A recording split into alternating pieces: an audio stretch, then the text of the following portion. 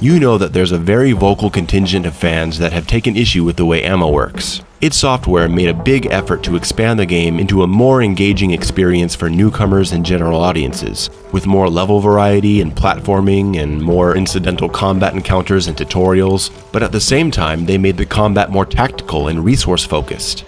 So if you're someone who doesn't like the new aesthetic and changes to overall presentation, and you weren't looking for a more cerebral and challenging evolution of the Doom formula, I understand you not personally liking the game.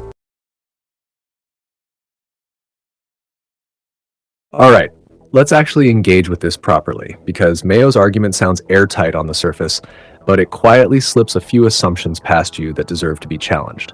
First things first, nobody serious is arguing that Doom Eternal's ammo economy is accidental or sloppy. It's very obviously intentional. It's carefully tuned. It does exactly what it's designed to do.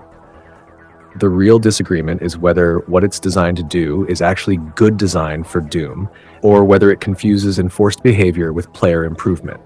Mayo's central claim is this: low ammo forces you to learn the full system, and learning the full system makes you a better FPS player. That sounds reasonable until you break it apart. The first sleight of hand is how better player gets defined.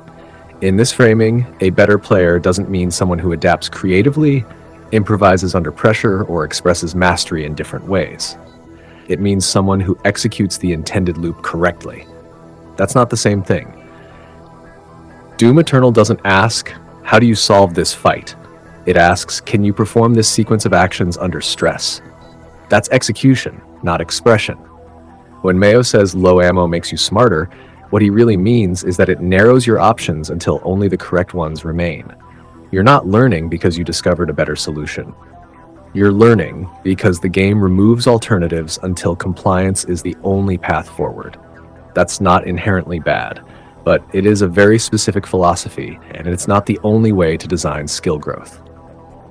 The second issue is the constant framing of criticism as refusal to learn. This is where the argument turns dismissive. Anyone who runs out of ammo just doesn't want to think. Anyone who dislikes the system refuses to play the game they're playing. Anyone who pushes back is lumped in with Steam forum ranters. That's a false binary.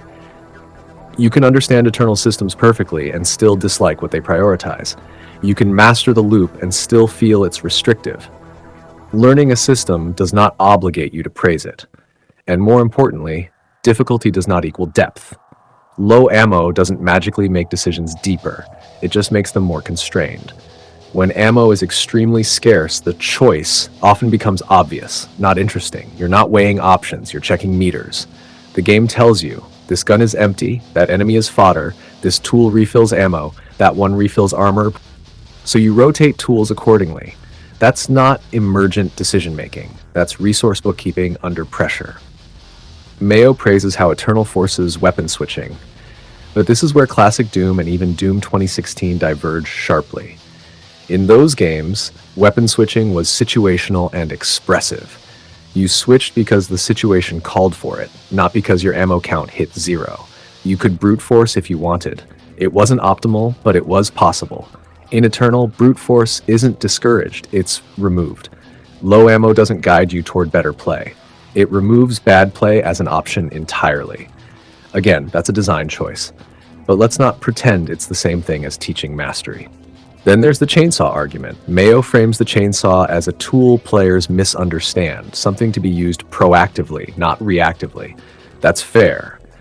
But it also exposes the core issue. Ammo doesn't exist as a natural resource anymore. It exists as a scheduled refill. Ammo isn't something you preserve through smart play. It's something you print on demand. And when your entire economy depends on one mandatory tool, you don't have an ecosystem. You have a funnel. Classic Doom let you conserve ammo through careful targeting, risky melee, enemy infighting, route planning. Eternal centralizes that into a single solution. Chainsaw fodder on cooldown. That's not deeper, it's cleaner. And cleaner isn't always better. Mayo also celebrates how Eternal breaks habits from other shooters. Panic melee, over-reliance on one gun, passive positioning. That part is true, but here's the problem. Not every habit is bad, and not every correction needs to be enforced with hard limits. Doom 2016 already broke cover shooter habits without strangling player freedom. It taught aggression through incentives, not punishments. Eternal escalates that into enforcement. Instead of "this works better," it becomes "this is the only thing that works." And finally, there's the emotional framing. If you don't like it, just move on. That's the weakest part of the argument. Critique isn't rejection. Engagement isn't ignorance. People argue about Doom Eternal because it's close to greatness, not because they can't handle thinking. Low ammo doesn't automatically make you a better player. It makes you a better executor of Eternal's loop. Whether that's what Doom should be is the actual debate, and Mayo skips that part entirely. So yeah, Eternal's ammo economy works. It does what it was designed to do. But doing what you intend doesn't make a system immune to criticism, especially when that intention trades player expression for control and calls it mastery. That's the real conversation. And pretending it's just about people who don't want to think is an easy way to avoid having it.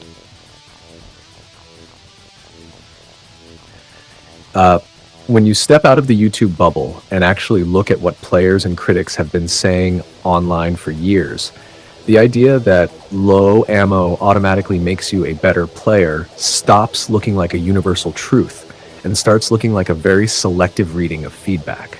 Across forums, reviews, and long-form discussions, a recurring point keeps coming up. A lot of players don't feel challenged by Eternal's ammo economy. They feel interrupted by it. And that's an important distinction. People aren't saying, "I ran out of ammo and therefore the game is unfair." They're saying, "I ran out of ammo and the solution wasn't interesting. It was mandatory." That's not the same thing as refusing to learn the system. A common criticism you'll see is that ammo scarcity clashes with Eternal's pacing. The game is constantly telling you to move, stay aggressive, control space, and maintain momentum, but then it repeatedly forces you into chainsaw animations just to keep playing. For a lot of players, that doesn't feel like mastery. It feels like hitting a speed bump in the middle of a sprint. And this comes up again and again. The chainsaw doesn't feel like a choice. It feels like a tax. Mayo frames the chainsaw as something players misuse reactively instead of proactively. And sure, that's fair advice. But it also reveals the underlying issue. If ammo generation is so tightly bound to one specific tool that you're expected to use it on cooldown, then ammo isn't a resource anymore. It's a scheduled refill. That's not emergent gameplay. That's maintenance. And plenty of players point out that even after upgrading ammo capacity, the issue doesn't fully go away. You're not encouraged to play creatively with weapons. You're encouraged to rotate because the numbers force you to, not because the situation invites it. That's a big philosophical shift from earlier Doom. In classic Doom and even Doom 2016, running out of ammo was often the result of your decisions. Bad aim, poor prioritization, panic shooting, or overcommitment. In Eternal, running out of ammo is often expected. It's baked into the loop. You're meant to hit 0 so the next step triggers.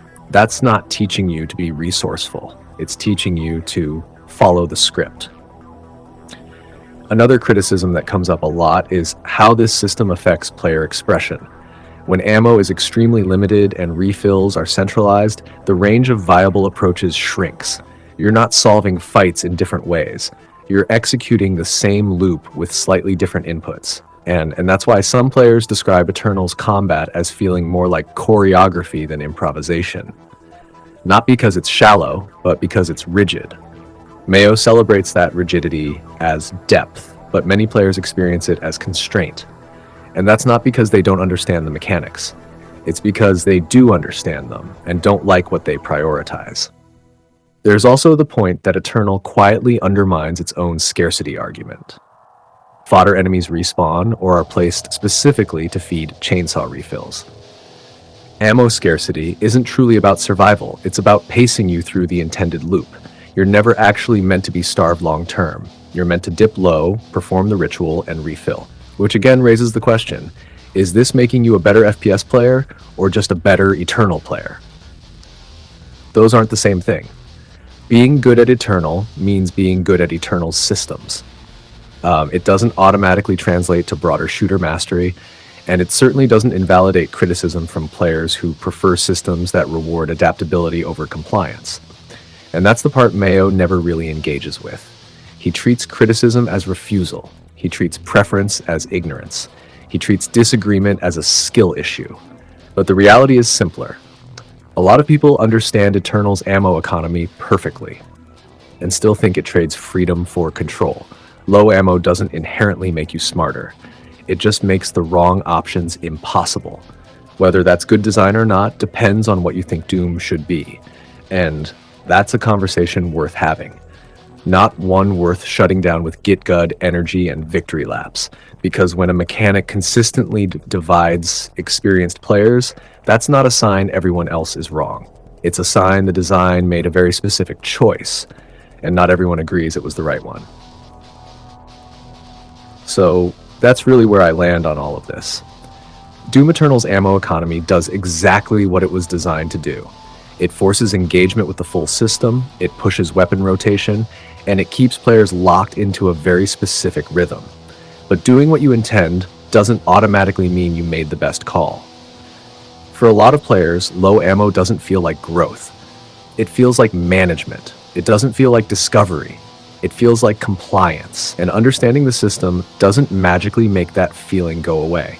You can respect the craft, acknowledge the intention, and still question whether trading player expression for control was the right move for Doom. That's not ignorance, that's engagement. And if a game as good as Doom Eternal sparks this much debate years later, that's not a failure. It's proof the design choices mattered. If you agree, disagree, or think I've missed something, chuck it in the comments. I genuinely enjoy the back and forth. That's half the fun. More deep dives, more Doom talk, and more slightly unhinged design rants are on the way, so stick around if that's your thing. Until next time, take it easy, look after yourselves, and I'll catch you in the next one. Cheers, legends.